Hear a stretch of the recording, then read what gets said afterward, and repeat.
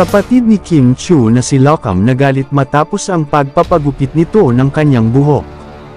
Pasabog nga ang pagdiriwang ng 34th birthday ng TV host actress na si Kim Chiu nang sorpresahin niya ang fan sa kanyang bago at bonggang hairstyle.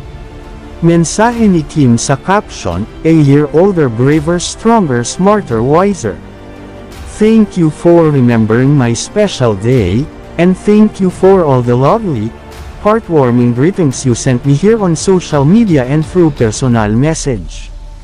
It made my heart smile a little extra today." Ayon pa ng kanyang ate, sayang daw ang buhok ni Kim sapagkat ito ang nagbibigay sa kanyang ng crowning glory, subalit wala na itong magagawa sapagkat hindi na maibabalik pa ang naputol nitong buhok.